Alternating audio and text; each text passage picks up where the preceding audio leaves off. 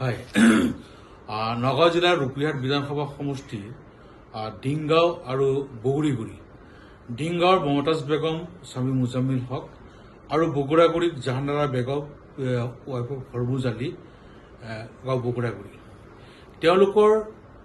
দেউতা ককা দেউতা আজু ককা দেউতা চব ভাৰতৰ নাগৰিক পৰিয়ালৰ সকলো মানুহে ভাৰতীয় নাগৰিক অসমৰ সন্তান তথ্য আছে তেওঁলোকৰ আৰু তাৰ পিছত তেওঁলোকৰ জীয়ৰী তাৰ ভৰণাছ ট্ৰিবিউনেলত কেছ এটা হ'ল কেছ হোৱাৰ পিছত বিধি ন্যায়াধিকৰণ নগাঁও জিলাৰ বিধি ন্যায়াধিকৰণ চতুৰ্থ যিটো ট্ৰিবিউনেল আছে জুৰিয়াত এই ট্ৰিবিউনেলে আকৌ আপোনাৰ এটা অৰ্ডাৰ দিলে বিধি বুলি আৰু সেইটো গুৱাহাটী হাইকোৰ্টত তেওঁলোকে এপিল কৰিলে এপিল কৰাৰ পিছত গুৱাহাটী হাইকোৰ্টে জাহানাৰা বেগম যিটো স্বামী হৰমুজ আলী তেওঁৰ ক্ষেত্ৰত এটা অৰ্ডাৰ দিলে যে পুনৰবাৰ বিধি ন্যায়াধিকৰণে তেওঁক নোটিছ দিব সেই নোটিছত হাজিৰ হ'ব আৰু তেওঁ তথ্যবিলাক চাব সাক্ষীৰ বিলাক পৰ্যালোচনা কৰিব কৰি পুনৰ এটা সিদ্ধান্ত দিব লাগে বুলি কৈছে মতামত গ্ৰহণ কৰিব লাগে বুলি হাইকোৰ্টে কৈছে আৰু এই হাইকোৰ্টৰ নিৰ্দেশ মৰ্মে বিধি ন্যায়াধিকৰণে এইটো চাওক 28/5/2026 জুৰিয়া বিধি ন্যায়াধিকৰণে 28/5/2026 তাৰিখে হাজিৰ হ'বৰ বাবে নোটিছ দিলে 28/5/2026 তাৰিখ ষ্টেট হলিডে আছিলে এইটো আপোনাৰ ঈদ আছিলে ঈদুল আজহা আছিলে বন্ধ আছিলে নিয়ম মাফিক যে কোনো তাৰিখ বন্ধত পৰিলে নেক্সট ডে হাজিৰ হ'ব লাগে তেওঁ 29 তাৰিখে হাজিৰ হৈছে 29 তাৰিখ হাজিৰ হোৱাৰ লগে লগে তেওঁৰ কোনো ধৰণৰ অৰ্ডাৰ নিদিয়াকৈ বিধি ন্যায়াধিকৰণে তেওঁক ডিটেইন কৰি দিলে ডিটেইন কৰি দিয়াৰ পিছত তেওঁক গোৱালপাৰা মাটিয়া ডিটেনশ্যন কেম্পত ৰাখিলে 30 তাৰিখে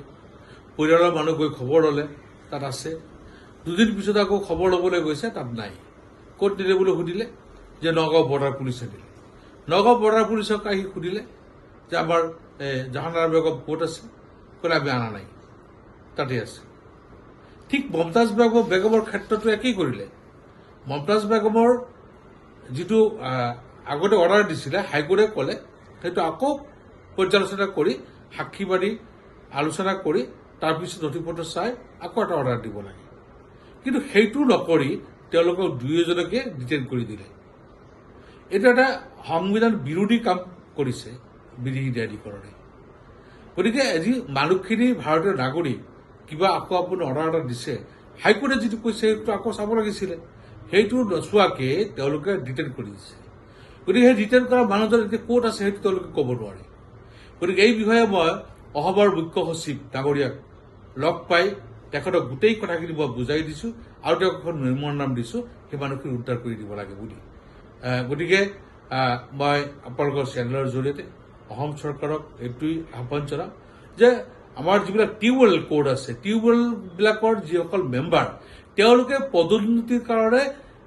দেশীসকলক বিধি সজাই এটা তেওঁলোকে পদোন্নতি ল'ব বিচাৰিছে এইটো হস্তক্ষেপ কৰিব লাগে মই সেইটো চিফ ছেক্ৰেটাৰী ডাঙৰীয়াক কৈছোঁ এইটো এটা হস্তক্ষেপ কৰিব লাগে যে আৰু যিসকল মেম্বাৰ দিছে এই মেম্বাৰবিলাক ন্যায়াধীশ হ'ব লাগে তেওঁলোক ন্যায়াধীশক দিব লাগে ন্যায়াধীশক য'তে মতে কাৰোবাক দিয়াৰ কাৰণে এইবিলাক আভুৱাপূৰ্ণ ৰায় দি মানুহক হাৰাশাস্তি কৰি আছে গতিকে হাৰাশাস্তি বন্ধ হ'ব লাগে